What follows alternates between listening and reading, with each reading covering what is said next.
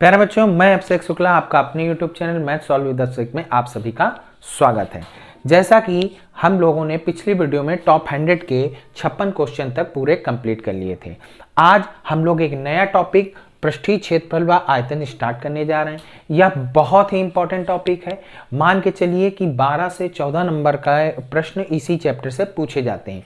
कुछ 1 नंबर में भी आते हैं, 2 नंबर में भी आते हैं, 4 नंबर में भी आते हैं, 8 नंबर में भी आते हैं। कुल मिलाकर के सभी पार्टों में ये क्वेश्चन आपको मिलेंगे। इसमें मेन क्या है आप लोगों के लिए ध्यान से समझ लीजिएगा। मेन है फॉर्मूला। हम लोगों को बस फॉर्मूला इसमें अप्लाई करना होगा। ठीक है, क्या करना होगा? फॉर्मूला। तो आप लोग क्या करिए, फॉर्मूला की एक कॉपी बना लीजिए, उसके फॉर्मूले को लिख लीजिए, उसको 3 से 4 बार पढ़िए। और जैसे जैसे क्वेश्चन, क्योंकि फॉर्मूला जल्दी याद नहीं होता है, याद करने का तरीका क्या है? आपको फॉर्मूला अप्लाई करना है। कोई भी क्वेश्चन होगा, जब आप उस क्वेश्चन में फॉर्मूले को अप्लाई करेंगे तो आपको फॉर्मूला ऑटोमेटिक धीरे धीरे याद हो जाएगा। केवल आप ये सोचेंगे कि नहीं हम फॉर्मूला याद कर लेंगे, एग्जाम में हम पेपर कर लेंगे बढ़िया, तो तब नहीं हो पाएगा, तब आप भूल जाएंगे। जब तक आप क्वेश्चन में फॉर्मूले को अप्लाई करके नहीं जाएंगे तब तक आपको फॉर्मूला नहीं याद होगा। खैर, आगे बढ़ते हैं। क्वेश्चन देखिए, पहला क्वेश्चन दिया हुआ, मतलब 57वां क्वेश्चन दिया हुआ है।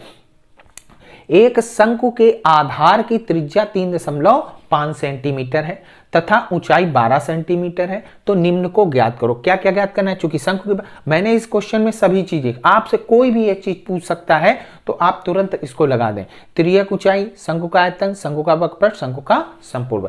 जो लोग हमारे चैनल पर नए हैं वो लोग चैनल को सब्सक्राइब कर लें और पीछे वाले जितने भी क्वेश्चन हैं उस पर जा करके सारे क्वेश्चन करके हम कॉपी बना करके उसका लाभ उठा सकते हैं। देखिए, बहुत ही सिंपल है। हम अभी हमने आपको बताया कि इस तरह के क्वेश्चन आएंगे और इसमें सिर्फ और सिर्फ फॉर्मूले का गेम है और कुछ नहीं। हमको क्या क्या पूछ रहा है? हमको पहले क्वेश्चन में देखा जाता है दिया क्या क्या है। दिया है एक शंकु के आधार की त्रिज्या दी है, तो त्रिज्या को r से डिनोटेट करते हैं। r = 3.5 सेंटीमीटर हमने लिख दिया, जो दिया है वो मैंने लिख दिया। तथा ऊंचाई 12 सेंटीमीटर है। ऊंचाई मतलब h की वैल्यू 12 सेंटीमीटर है। चलिए, ये भी मैंने लिख दिया। ठीक है, अब उसके बाद क्या कह रहा है? तो निम्न को ज्ञात करो। निम्न में हमको क्या क्या ज्ञात करना है? फर्स्ट नंबर शंकु की तिर्यक ऊंचाई। तो तिर्यक ऊंचाई का फॉर्मूला आपको आना चाहिए। क्या होता है तिर्यक ऊंचाई का? L = √r² + h² या h² + r², कुछ भी लगा सकते हैं। r हमारा कितना है? 3.5 का होल स्क्वायर प्लस h हमारा कितना है? 12 का होल स्क्वायर। ठीक, = इसका होल स्क्वायर करेंगे 25 12.25 आ जाएगा, प्लस अब इसका करेंगे 144 हो जाएगा। 144 और इसको जोड़ देंगे तो हमारा आ जाएगा 156.25। अब ये रूट किसका होता है? ठीक, 12 × 13 नहीं, 11 × 12, तो 11.5। ठीक है, 12.5 सेंटीमीटर है। 12.5 सेंटीमीटर ये हमारा आ गया तिर्यक ऊंचाई का मान। चलिए, खैर ठीक। अब हम लोग क्या निकालेंगे? Second part. यहां पर आते हैं, सेकंड पार्ट निकालते हैं। सेकंड पार्ट हमें क्या कह रहा है? रूट निकालना तो आता ही होगा। ठीक है, हम लोगों ने रूट निकाल करके 12.5 इसका आंसर ले आए हैं। सेकंड हमको निकालना है शंकु का आयतन। क्या निकालना है? शंकु का आयतन। तो आयतन का भी फॉर्मूला आपको आना चाहिए। आयतन का फॉर्मूला क्या होता है? 1/3 πr²h। इसी को अप्लाई करना है। = में 1/3 पाई की वैल्यू अगर दे रखी है तो वैसे तो 22/7 भी रख सकते हैं आप। ठीक है, पाई की वैल्यू, लेकिन मैं पाई के पदों में ही आंसर निकाल रहा हूं। चाहे तो आप रख सकते हैं, कोई उसमें वो दिक्कत की बात नहीं है। r कितना है? 3.5 का होल स्क्वायर गुणे h कितना है? 12, तो 3 चौको 12 आ गया। पाई गुणे 3.5 का होल स्क्वायर कर देंगे, 3 चौको 12.25 हो जाएगा। ठीक है, गुणे 4।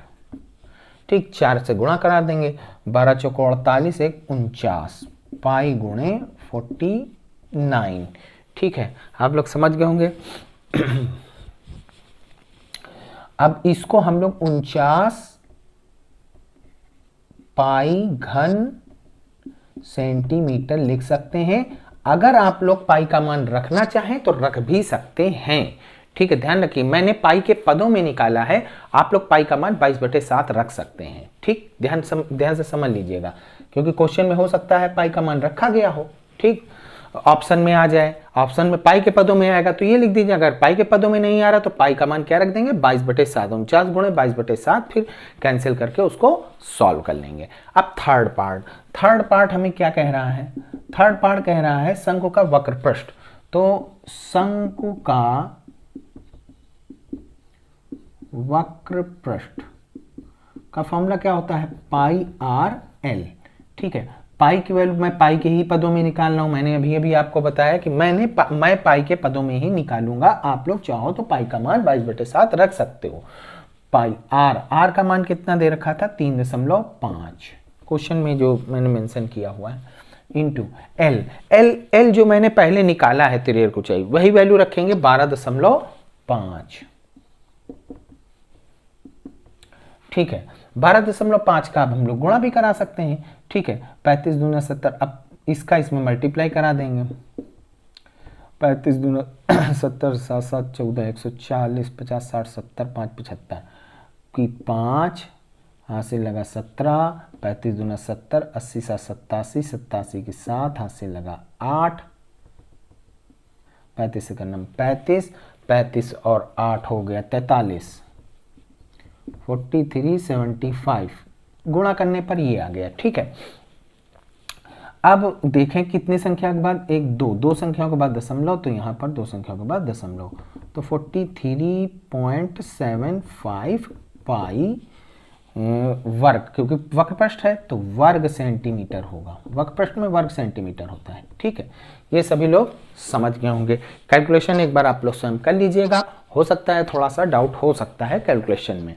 ठीक, खैर ये हम लोगों ने थर्ड पार्ट कर लिया। अब फोर्थ पार्ट क्या कह रहा है, फोर्थ पार्ट हमारा कह रहा है शंकु का संपूर्ण पृष्ठ, शंकु का संपूर्ण पृष्ठ। फॉर्मूला क्या होता है, पाई आर ब्रैकेट में एल प्लस आर। अब पाई को पाई लिखा रहने दीजिए, आर की वैल्यू 3.5 है, इंटू एल हमारा कितना दे रखा है, सॉरी एल है 12.5, 12.5 प्लस आर हमारा कितना दे रखा है 3.5, पाई गुणे 3.5 गुणे 16, जब इनको जोड़ेंगे तो 16 आ जाएगा। ठीक है, पाई गुणे 16 पंचे 80, 80 की 0 हाथ से लगा 8, 16 48, 48 और 8 56, और एक संख्या बाद दशमलव, 56.0, मतलब कि कुल मिलाकर के 56 पाई वर्ग सेंटीमीटर। सभी लोग समझ गए होंगे। ठीक, आप लोग चाहो तो पाई का मान रख सकते हो। चारों पार्ट हमारे पास आ गए। चलिए अब हम लोग नेक्स्ट क्वेश्चन में आते हैं। प्यारे बच्चों, नेक्स्ट क्वेश्चन हमारा क्या कह रहा है, यह भी 1 नंबर में पूछा जाता है, कभी कभी 2 नंबर में पूछा जाता है। बहुत ही सरल है। एक बेलन के आधार का व्यास, जो बेलन है, बेलन के आधार मतलब नीचे का व्यास दे रखा है, व्यास हमारा दे रखा है 10 सेंटीमीटर। ठीक, अगर व्यास आपको पता है तो त्रिज्या तो आप तुरंत निकाल लेंगे। त्रिज्या क्या होती है, व्यास की आधी, मतलब 5 सेंटीमीटर हो जाएगा। जैसे ही व्यास दिया हो तो आप तुरंत त्रिज्या पहले निकाल लें। त्रिज्या कैसे निकलती है, जो भी व्यास दिया होगा उसमें बटे 2 कर देंगे तो वो हमारा त्रिज्या निकल आएगी। ठीक है, जैसे 10 दिया हुआ है तो 10 बटे 2 करेंगे तो 5 आ जाएगा, इस वजह से मैंने 5 कर दिया। अब खैर इसका आयतन कितना दे रखा है, आयतन भी दे रखा है, आयतन हमारा दे रखा है 100 पाई, घन सेंटीमीटर लिखा हुआ है वो मैं नहीं लिख रहा हूं। ठीक है, अब आयतन का फॉर्मूला क्या होता है, चूंकि बेलन की बात हो रही तो बेलन का आयतन होता है पाई आर स्क्वायर एच बराबर 100 पाई। पाई से पाई क्या हो गया, कट गया। आर हमारा कितना है 5 है, 5 का स्क्वायर गुणे एच बराबर 100 आ गया। ठीक है, अब 5 का स्क्वायर कितना होता है 25 गुणे h बराबर 100, 25 बटे में आ जाएगा, h बराबर 100 बटे 25 चौको कितना आ गया 100, 4 सेंटीमीटर। h का मान हमारा आ गया 4 सेंटीमीटर। सभी लोग समझ गए होंगे, कोई डाउट नहीं। ठीक है, अब आगे आते हैं नेक्स्ट क्वेश्चन में। नेक्स्ट क्वेश्चन हमारा क्या कह रहा है, एक गोले का वक्र पृष्ठ 36 पाई घन सेंटीमीटर है। चलिए, दिया क्या है हमें, दिया है गोले का वक्र पृष्ठ। बहुत ही सरल क्वेश्चन है, गोले का वक्र पृष्ठ। आपको सरल क्वेश्चन भी बहुत मिलेंगे। ठीक है, कारण क्या होता है, देखिए सरल क्वेश्चन भी आप लगा के जाइएगा, ज्यादा कॉन्फिडेंस में जाएंगे, अरे ये तो हमको आता है, तो ओवर कॉन्फिडेंस में आपका क्वेश्चन भी डूब जाएगा। ठीक है, ध्यान रखिएगा, इसलिए सारे क्वेश्चन लगा करके जाइएगा, चाहे वो सरल हो चाहे वो कठिन हो। गोले का वक्र पृष्ठ का फॉर्मूला क्या होता है, 4 पाई आर स्क्वायर। ठीक है, 36 पाई। देखते हैं कुछ कट रहा है, हाँ पाई से पाई कट गया। ठीक है, आर स्क्वायर बराबर 36 बटे 4 आ गया, 4 9 36। तो आर की वैल्यू आ गई प्लस माइनस √9, और आर का मान प्लस माइनस √9 का मतलब क्या होता है 3, लेकिन हम लोग प्लस का ही मान लेंगे। अब हमको पूछ क्या रहा है, अभी हमने त्रिज्या निकाल लिया है, पूछ रहा है हमको गोले का आयतन, और गोले का आयतन क्या होता है 4/3 पाई आर क्यूब। पाई का मान मैं नहीं रख रहा हूं, मैंने आपको पहले ही बताया कि पाई का मान हम नहीं रख रहे हैं, आप लोग चाहो तो रख सकते हो। ठीक है, पाई आर, आर का मान क्या निकला है 3, प्लस का ही रखना है, 3 की घात 3, तो 4/3 पाई, 3 गुणे 3 गुणे 3, 3 से 3 कट गया, 3 त्रिका 9, 9 चौको 36 पाई घन सेंटीमीटर। कहने का मतलब क्या हो गया कि वक्र पृष्ठ भी 36 पाई था और गोले का आयतन भी 36 पाई ही आया हुआ है।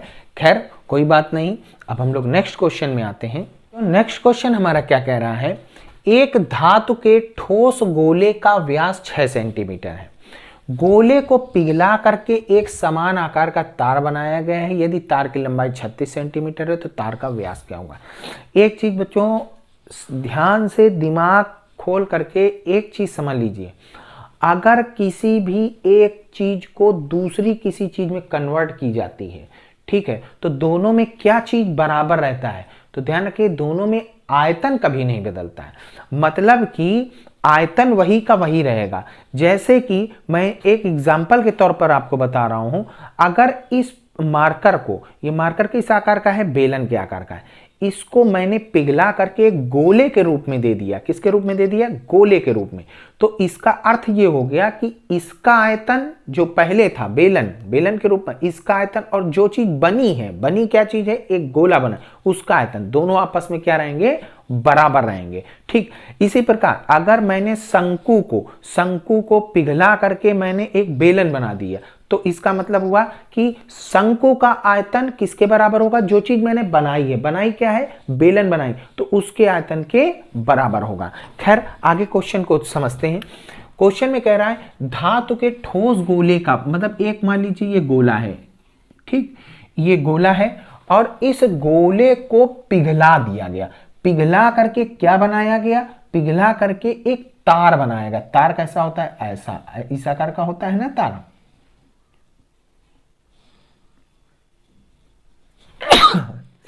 तार तो बहुत बड़ा होगा, ठीक है, ध्यान से समझ लीजिए, लेकिन मैंने एक छोटा टुकड़ा दिखाया है आप लोगों को कि तार ऐसा होगा। तार किस आकार का होगा, तार तो और पतला होता है, लेकिन मैंने थोड़ा सा मोटा बना लिया जिससे आप समझ जाएं कि आखिर कौन सा आकार बन रहा है। ठीक है, तो गोले को पिघला करके मैंने क्या बनाया, तार बनाया।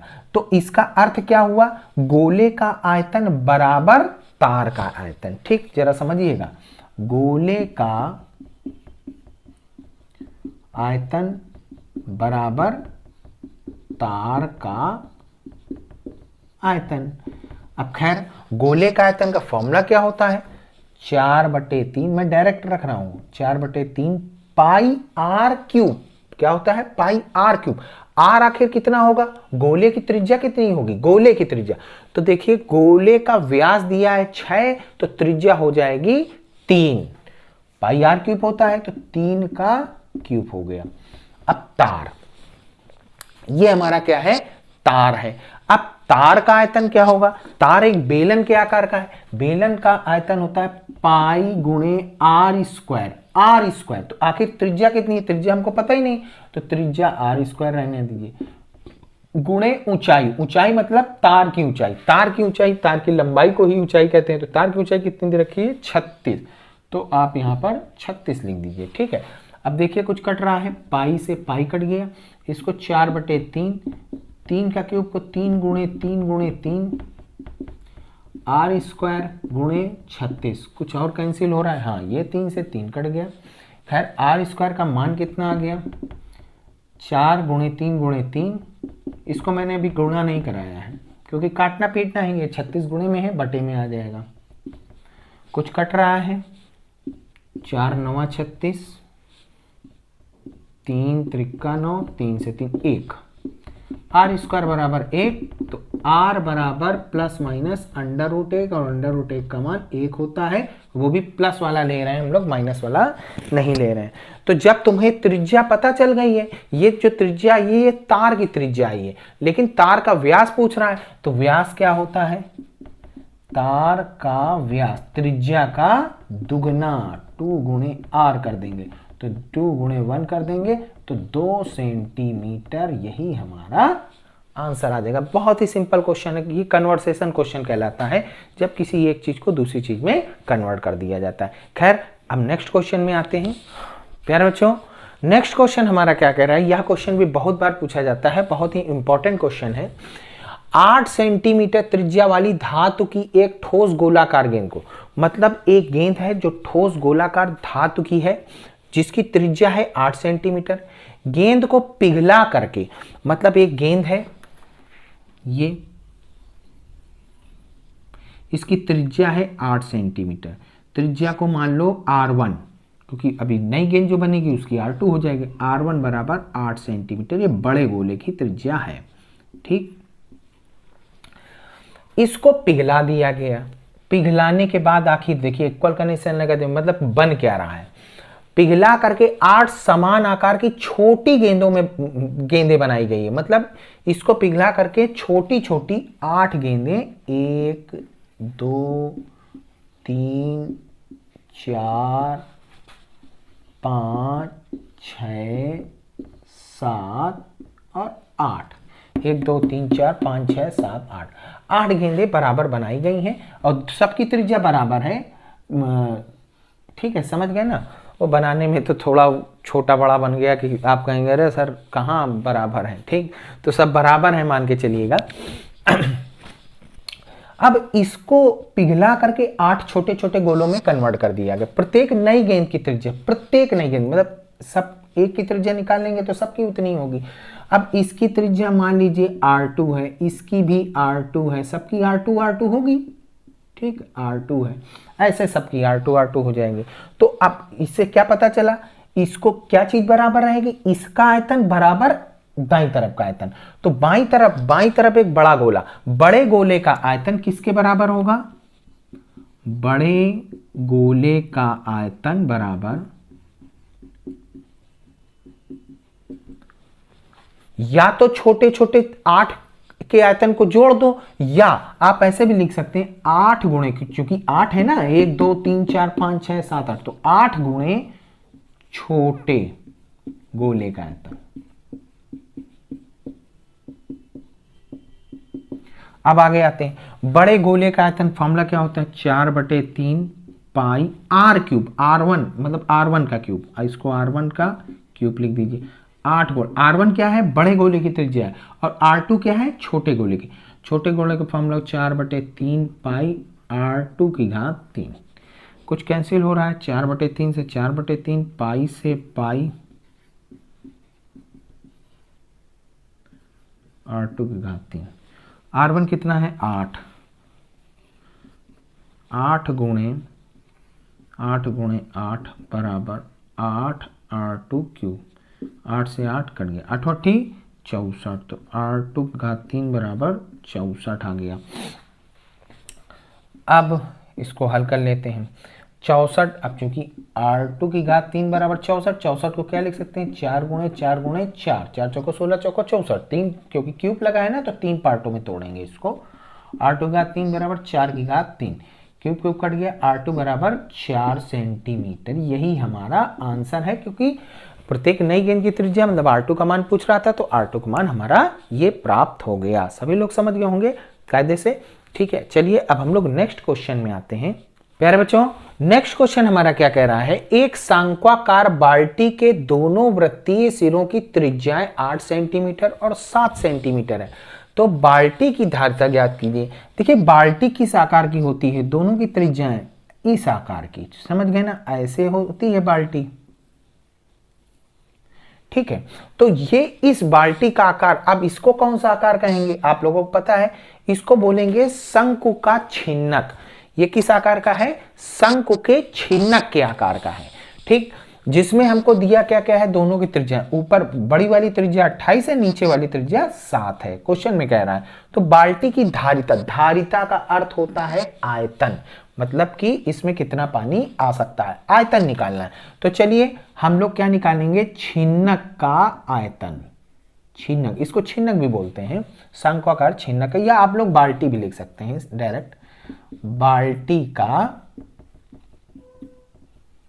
आयतन।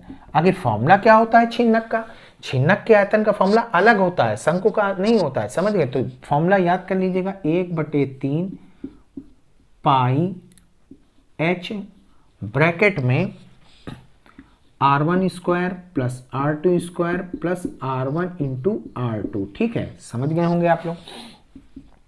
1/3, चाहो तो पाई का मान रख दो, 22/7 इंटू h हमारा कितना है, h हमें दिया ही नहीं है। बाल्टी के दोनों वृत्तीय सिरों की त्रिज्या, एक मिनट क्वेश्चन को कंफर्म कर लेते हैं।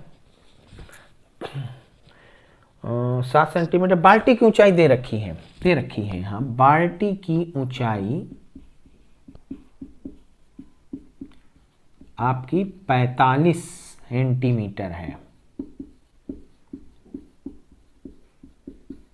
क्वेश्चन में दिया हुआ है, लिखने में मिस्टेक हो गया। खैर बीच में बाल्टी की ऊंचाई हमको दे रखी है, कितनी है, 45 सेंटीमीटर, तो h की जगह पर हम लोग 45 लिख देंगे, इंटू R1 हमारा 28, R2 हमारा 7, R1 है 28 गुणे 7, ठीक है। अगर कैंसिल हो रहा है तो कैंसिल भी कर सकते, 3 से देखिए 45 कट रहा है, 15 15 दूनी 30, 15 दूनी 30, 33, 330/7 गुणे 28, 28 का स्क्वायर आपका होता है 784 प्लस 49, 56 की 6, हासिल लगा 5, 7 दूनी 14, 14 5 19, 196, ठीक है। अब सबको जोड़ देंगे, 330/7 गुणे 700 800, ये हमारा आ जाएगा 1000 और लगभग 1000 700 800 1029, ठीक है। अब इसको इससे कैंसिल कर देंगे, अगर कट रहा है तो 7 एकम 7, 3 आया, 7 चौको 28, 7 सत्ते 49, 330 गुणे 147, ये 330 गुणे 147 इज इक्वल टू 48,510 घन सेंटीमीटर, ठीक है। क्या आ गया, 330/7 आया था, हमने 7 से 1029 को काट दिया, 147 पर गया, इन दोनों को गुणा करा दिया, लगभग इतना घन सेंटीमीटर, ये हमारा आंसर है। हाँ, इसमें एक चीज ध्यान रखिएगा, फॉर्मूला ये छीनक के आयतन का भी फॉर्मूला याद कर लीजिएगा, छीनक के वक्रपृष्ठ का भी फॉर्मूला, क्योंकि बहुत इंपॉर्टेंट है। हमने आपको पहले ही बताया है कि ये पूरा चैप्टर फॉर्मूले से संबंधित है। अगर फॉर्मूला आता है तो आप क्वेश्चन को हल कर सकते हैं, और अगर फॉर्मूला नहीं आता है तब आपके लिए बहुत ही समस्या खड़ी हो सकती है। आज के लिए इतना ही। अगर अभी आप लोगों को अच्छा लगा हो तो आप लोग इसको क्या करिए, आप लोग कॉपी में बना करके कायदे से क्वेश्चन को कई बार रिपीट कर लीजिए, जिससे कि आपका एग्जाम अच्छे से अच्छा हो जाए, कॉन्फिडेंस लेवल आप लोगों का बहुत ऊंचा हो जाएगा। चलिए आज के लिए इतना ही। नमस्कार, धन्यवाद।